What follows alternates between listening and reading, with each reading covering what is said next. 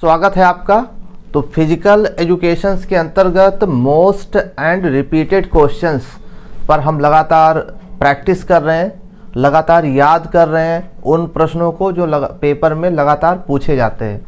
अब तक इसके 20 पार्ट पर हम चर्चा कर चुके हैं अब तक, यानी कि 435 फिजिकल एजुकेशंस के टॉप पॉइंट अक्सर जो पेपर में पूछे जाते हैं उन प्रश्नों पर हम प्रैक्टिस कर चुके हैं। ठीक है, थोड़ा थोड़ा ही सही लेकिन लगातार कंटिन्यू प्रैक्टिस करते रहिए, क्योंकि प्रैक्टिस ही आपकी कन्फ्यूजन को ख़त्म कर सकता है। कमज़ोर क्यों ना हो, लगातार अभ्यास करता रहे तो वो उस एक दिन काफ़ी आगे निकल जाएगा। कहते नहीं, करत करत अभ्यास ते जड़मत होत सुजान, रस्सी आवज जात ते सिल पर परत निशान। यानी कि पत्थर बहुत कठोर होता है और रस्सी बहुत मुलायम होती है, लेकिन वही रस्सी बार बार जब पत्थर पर आती और जाती है तो उस पत्थर पर भी एक मुलायम रस्सी अपनी निशान बना देती है। तो अभ्यास करते रहिए, कोई चीज़ बहुत कठिन नहीं है। और सबकी मत सुनिए, सबकी सुनने वाला हमेशा कंफ्यूज रहता है। आप अपनी सुनिए, जो आपको समझ में आता है आप कॉन्सेप्ट क्लियर करते रहिए। ये छोटे छोटे क्वेश्चंस हैं, ये छोटे छोटे वीडियोज़ हैं, कम से कम 10-15 मिनट का समय आप अपने लिए ज़रूर निकालिए। ठीक है, पढ़ते समय बहुत जल्दीबाजी ना करें। बहुत सी गलतियां बहुत जल्दीबाजी में भी होती है, इसलिए बहुत जल्दीबाजी ना करें। जब भी पढ़ें महत्वपूर्ण चीज़ें पढ़ें, जो पढ़ें वो इतना कॉन्सेप्ट क्लियर कर लीजिए कि पेपर में आना ही आना है। जो नहीं आना है या जिस पर भरोसा नहीं हो पा रहा तो उसको पढ़ने की ज़रूरत नहीं है। जब वो याद ही नहीं होगा तो कोई फ़ायदा नहीं है। इसीलिए एक छोटे छोटे वीडियो है, करीबन 10 या 15 मिनट का वीडियो है। इसको कहीं इत्मीनान से आप बैठ जाइए और ये 10-15 मिनट का जो वीडियो है इसमें 20-21 क्वेश्चंस हैं, उनको आप ध्यान से सुन लीजिए, ध्यान से पढ़ लीजिए, ध्यान से याद कर लीजिए, ताकि ये पेपर में गलती ना हो। इसमें कोई ऐसा प्रश्न नहीं है जो मैंने फर्जी डाला हो। ठीक है, और मैंने पूरा इसको सर्च किया है, खोजा है कि कहीं कोई गलती तो नहीं है। इंटरनेट पे सर्च किया, किताब से सर्च किया, जहाँ से भी मिल पाया मैंने सारी चीज़ों को सर्च किया। फिर भी कहीं अगर मिस्टेक होगा तो कमेंट्स के माध्यम से वो कमियाँ दूर कर ली जाएगी। ठीक, इस धरती पर कोई परफेक्ट नहीं है, ठीक है ना। कमियां हर किसी में हैं, तो वो हमें कमियों पे नज़र नहीं डालना है, हमें अच्छाइयों पर ध्यान देना है। और हमने पूरा प्रयास किया कहीं मिस्टेक ना हो, और लोगों के बहकावे में, लोगों के भ्रमित करने पर ना आए कि कहीं गलतियां क्या है। आपके पास भी समझ है, समझ करके काम करें। जो आपको समझ में आता है वैसे ही तैयारी करने की कोशिश करें। ठीक है, मैं यही कहना चाहूँगा, एक सड़ा आम 100 सही आमों को सड़ा सकता है, लेकिन 100 सही आम मिल करके एक सड़े हुए आम को ठीक नहीं कर सकते हैं। तो ऐसे कुछ लोग हैं समाज में, उनसे थोड़ा दूरी बनाए रखिए। जो नकारात्मकता लाते हैं उनसे दूरी बनाए रखिए। एक तैयारी करने वाले के लिए सकारात्मक होना बहुत ज़रूरी है। इसीलिए थोड़ी बातें, हमने कहा थोड़ी बातचीत हो जाए, थोड़ा डिस्कस हो जाए, क्योंकि बातचीत से होता क्या है, जो कन्फ्यूज़न है, वो कॉन्सेप्ट है, वो क्लियर हो जाता है कि मुझे करना क्या चाहिए। ठीक है, तो मैं यही कहूँगा कि पेपर यानी एग्ज़ाम का इंतज़ार ना करें कि एग्ज़ाम आएगा तब हम तैयारी करेंगे। ठीक है ना, आप लगातार कंटिन्यू तैयारी करते रहिए, क्योंकि ये बहुत ब्रॉड सिलेबस है। एक चीज़ को कम से कम 50 बार पढ़ना पड़ेगा, तब जा कर के वो दिमाग में आएगा। अब पेपर के दौरान आप पेपर का इंतज़ार करेंगे, पेपर के दौरान आप 1 महीने 2 महीने का टाइम मिलेगा, तो उसमें बहुत अच्छे से तैयारी नहीं हो पाती है, उसमें कन्फ्यूज़न बनी रहती है। इसलिए आप पहले से लगातार कंटिन्यू, चाहे 1 घंटा पढ़िए, चाहे 2 घंटा पढ़िए, लेकिन आप डेली पढ़ते रहिए। ठीक है, और रिवीजन ज़्यादा से ज़्यादा करें। ठीक, ज़्यादा से ज़्यादा रिवीजन करने से ही कॉन्सेप्ट क्लियर होगा। मैं अपने वीडियो में बार बार बताता हूँ कि ज्ञान की कमी से पेपर में कम गलत होता है, अभ्यास की कमी से ज़्यादा गलत होता है। अभ्यास ना करने की वजह से ऐसे ऐसे क्वेश्चंस होते हैं जो हम जानते हुए भी उसको गलत कराते हैं। तो आप प्रैक्टिस करिए, प्रैक्टिस ही आपको परफेक्ट बना सकता है। बाकी इस धरती पर कोई कुछ नहीं कर सकता है आपका। ठीक है, तो हमारी तरफ से यही सुझाव है कि आप लगातार कंटिन्यू, ठीक है, आप तैयारी करते रहिए। ठीक, इसको तैयारी के अपने जीवन का हिस्सा बना लीजिए जब तक आपको सफलता नहीं मिल पाती। इधर वैकेंसियाँ ढेर सारी आने वाली हैं, आए तो उसको वैकेंसी को केवल देखना ना रहे, उसमें आपका एक सीट पक्का हो। पक्का तभी होगा जब आप पहले से अच्छे से तैयारी करते रहेंगे। ठीक है, चलिए प्रश्न की शुरुआत करते हैं। और पहला प्रश्न है 436 नंबर पर, टेबल टेनिस की शुरुआत कब से हुई थी? जी, बताना है कि टेबल टेनिस की शुरुआत किस वर्ष से हुई थी, सन बताना है, बहुत जल्दीबाजी ना करें। ठीक, सही जवाब क्या होगा? टेबल टेनिस की शुरुआत इंग्लैंड से हुई थी। टेबल टेनिस की शुरुआत किस देश से हुई थी ये पूछा गया है, तो टेबल टेनिस की शुरुआत इंग्लैंड से हुई थी। और प्रश्न नंबर 437, सर्वप्रथम टेबल टेनिस का नाम दिया गया, यानी कि टेबल टेनिस को सर्वप्रथम टेबल टेनिस नाम कब दिया गया, किस सन में? पहले इसका टेबल टेनिस का नाम दूसरा था, पिंग पोंग। ठीक है, सर्वप्रथम टेबल टेनिस का नाम दिया गया, किस वर्ष टेबल टेनिस नाम दिया गया था? सही जवाब क्या होगा? तो इसका 1920 होगा। 1920 में टेबल टेनिस को टेबल टेनिस नाम दिया गया था। ठीक, चलिए प्रश्न नंबर 438 की तरफ, टेबल टेनिस की विश्व की प्रथम प्रतियोगिता कब हुई थी? टेबल टेनिस की विश्व की प्रथम प्रतियोगिता किस वर्ष हुई थी ये बताना है। ठीक है ना, प्रश्न नंबर 438 है, इसी का जवाब देना है। सही जवाब 1921।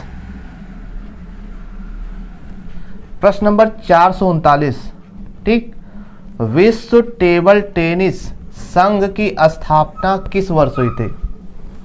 विश्व टेबल टेनिस संघ की स्थापना किस वर्ष हुई थी, यानी सन बताना है। जी हाँ, क्या होगा?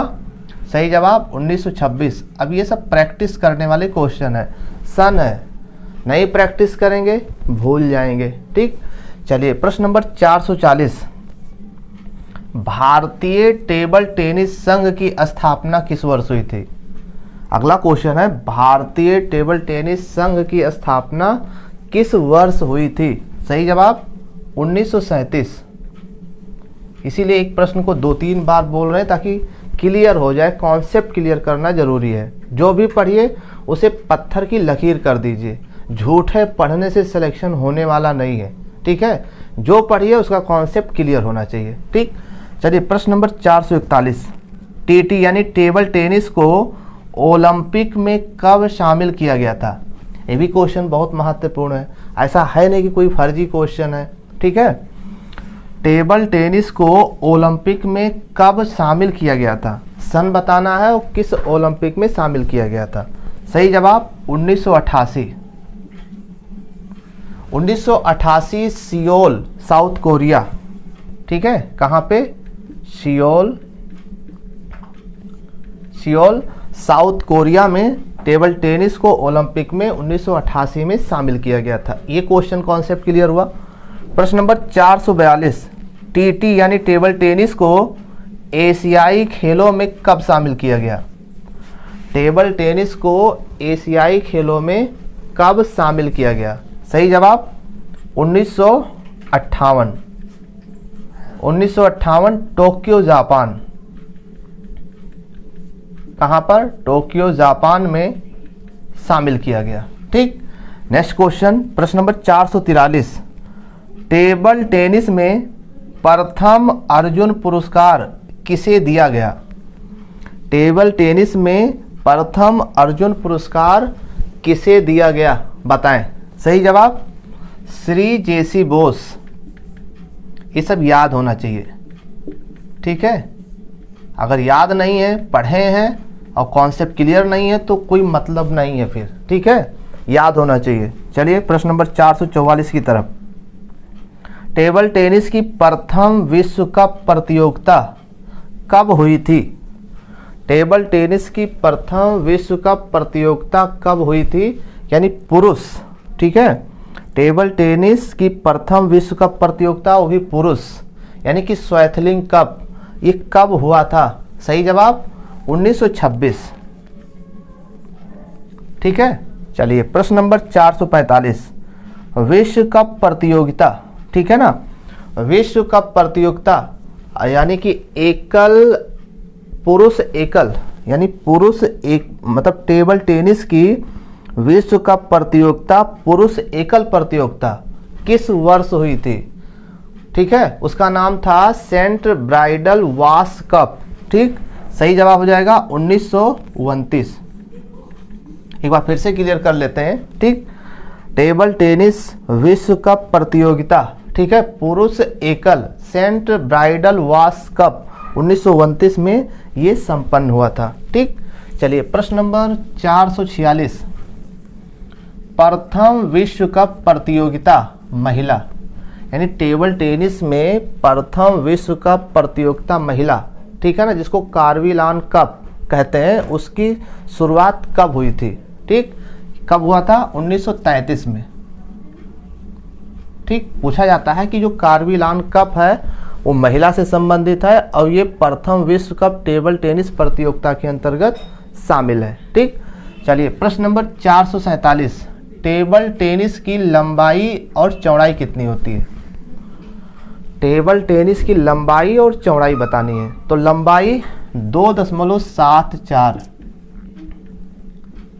टेबल टेनिस की जो लंबाई होती है 2.74 और इसकी चौड़ाई कितनी होगी? 1.53 मीटर, ये ठीक है। चलिए प्रश्न नंबर 448, टेबल टेनिस की ऊंचाई कितनी होती है? टेबल टेनिस की ऊंचाई बतानी कितनी होती है? 0.76 मीटर, कितनी होती है? 0.76 मीटर इसकी ऊंचाई होती है। प्रश्न नंबर 449, टेबल टेनिस में नेट की चौड़ाई, जो टेबल टेनिस में जो नेट लगा होता है उसकी चौड़ाई कितनी होती है, यही बताना है। सही जवाब क्या होगा? 6 इंच, सही जवाब हो जाएगा 6 इंच।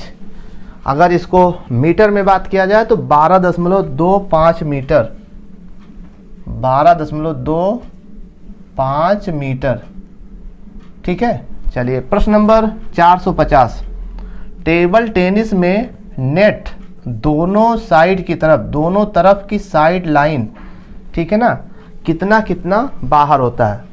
टेबल टेनिस में जो नेट होता है दोनों तरफ की साइड लाइन से दोनों तरफ कितना बाहर निकला रहता है, यही बताना है। तो दोनों तरफ से 6-6 इंच, कितना? 6-6 इंच दोनों साइड से बाहर निकला होता है। ठीक, चलिए प्रश्न नंबर 451, टेबल टेनिस के बॉल का वजन कितना होता है? टेबल टेनिस के बॉल का वजन कितना होता है? सही जवाब 2.7 ग्राम। ठीक, प्रश्न नंबर 452, टेबल टेनिस के बॉल का व्यास कितना होता है? टेबल टेनिस के बॉल का जो व्यास होता है वो कितना होता है? सही जवाब 40 mm। अगला प्रश्न है प्रश्न नंबर 453, टेबल टेनिस मैच में एक सेट कितने अंकों का होता है? टेबल टेनिस मैच में एक सेट कितने अंकों का होता है? सही जवाब 11 अंक। जी हाँ, प्रैक्टिस करते रहिए। चलिए अगले प्रश्न की तरफ। 454, टेबल टेनिस में सेंटर लाइन की चौड़ाई कितनी होती है? टेबल टेनिस में जो सेंटर लाइन होती है उस लाइन की चौड़ाई कितनी होती है, ये बताना है। सही जवाब क्या होगा? 3 मीटर। ठीक, अब ये सब याद करना बहुत ज़रूरी है, मेजरमेंट है, इनको कई बार आपको पढ़ना पड़ेगा तब ये याद होगा।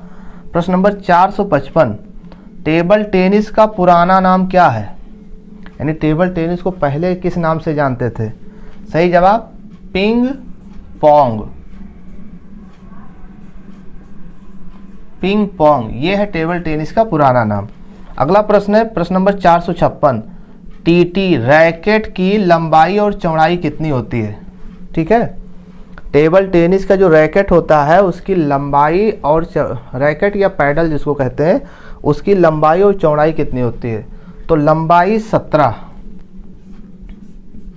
ठीक है ना। लेकिन अगर चौड़ाई की बात किया जाए तो 15 सेंटीमीटर, 15 सेंटीमीटर लगभग, ठीक। यानी कि टेबल टेनिस में जो रैकेट की लंबाई होती है वो 17 सेंटीमीटर होती है, उसकी जो चौड़ाई होती है 15 सेंटीमीटर लगभग होती है।